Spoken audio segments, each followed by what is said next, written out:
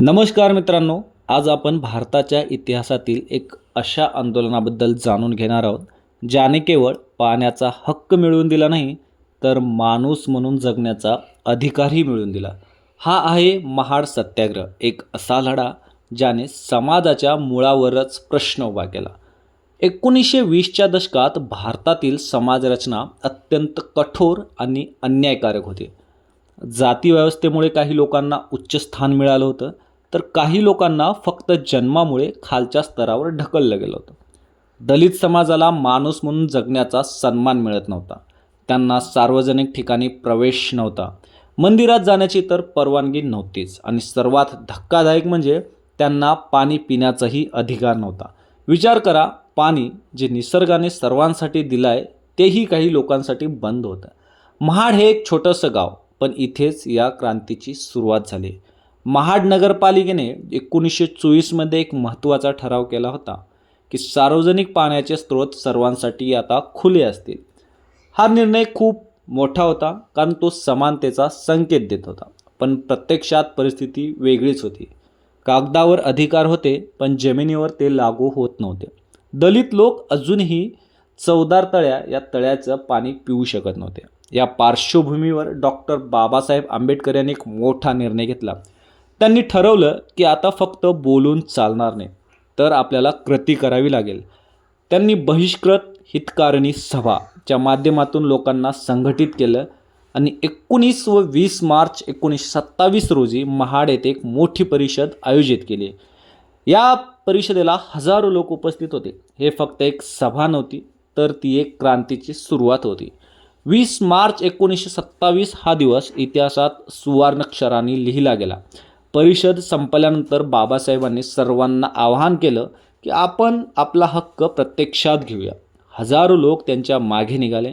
ते शांतपणे चालत होते, पण त्यांच्या मनात एक प्रचंड ज्वाला होती, आत्मसन्मानाची ज्वाला, ज्याचं लक्ष होतं चवदार तळं. हे तळं सरकारी नोंदीत सार्वजनिक होतं, पण समाजाने त्यावर अदृश्य बंदी घातली होती. बाबासाहेब तळ्याकाठी पोहोचले. त्यांनी खाली वाकून पाणी पिलं, हातात घेतलं आणि ते पाणी पिलं. हा क्षण फक्त पाणी पिण्याचा नव्हता.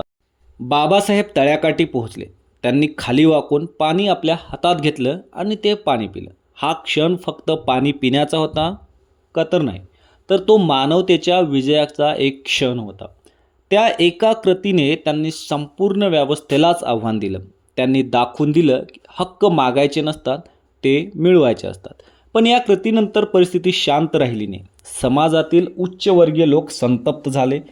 आंदोलनकर्त्यांवर हल्ले करण्यात आले. दलितांच्या घरांवर आक्रमण करण्यात आलं आणि काही ठिकाणी हिंसा झाली. इतकंच नाही, तर चवदार तळ्याचं शुद्धीकरण करण्यात आलं. जणू काही दलितांनी ते पाणी पिल्यानं ते अपवित्रच झालं होतं. ही घटना त्या काळातील समाजाच्या मानसिकतेचं भयानक चित्र दाखव. या अन्यायाविरुद्ध बाबासाहेबांनी आणखी एक ऐतिहासिक पाऊल उचललं. 25 डिसेंबर 1927 रोजी त्यांनी मनुस्मृती दहन केलं. मनुस्मृती हा ग्रंथ जाती व्यवस्थेचं समर्थन करतो असं मानलं जातं, आणि त्याचं दहन म्हणजे अन्यायकारक विचारसरणीविरुद्धचा निषेध होता. हा केवळ प्रतिकात्मक कार्यक्रम होता, तो सामाजिक क्रांतीचा एक मोठा टप्पा होता. महाड सत्याग्रहानंतर हा प्रश्न न्यायालयात गेला. दलितांना पाण्याचा हक्क आहे का, हा प्रश्न केवळ महाडपुरताच मर्यादित राहिला नाही, तर तो संपूर्ण देशासाठी महत्त्वाचा ठरला.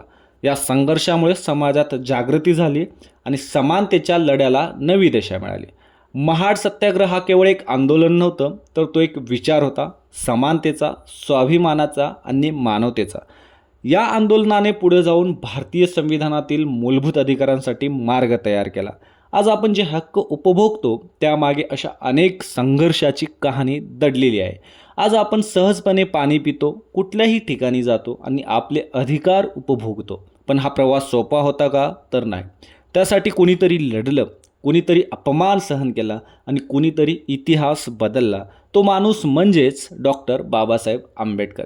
महाड सत्याग्रह आपल्याला एक महत्त्वाचा धडा शिकवतो. हक्क कधीही सहज मिळत नाहीत, त्यासाठी संघर्ष करावा लागतो आणि जेव्हा आपण त्या संघर्षाची जाणीव ठेवतो तेव्हा आपण आपल्या अधिकारांची खरी किंमत समजतो. शेवटी एवढंच म्हणावंसं वाटतं की महाड सत्याग्रह फक्त पाण्यासाठीच लढा नव्हता, तर तो माणूस म्हणून जगण्याचा लढा होता आणि त्या लढ्याने भारताचा इतिहास कायमचा बदलून टाकला. जर हा व्हिडिओ तुम्हाला जाणवला असेल, आवडला असेल तर फक्त पाहू नका, शेअर करा, कारण काही गोष्टी लोकांपर्यंत पोहोचणं गरजेचं असतं. व्हिडिओ आवडला तर चॅनलला सबस्क्राईब करा, लाईक करा आणि शेअर करा. थँक्यू.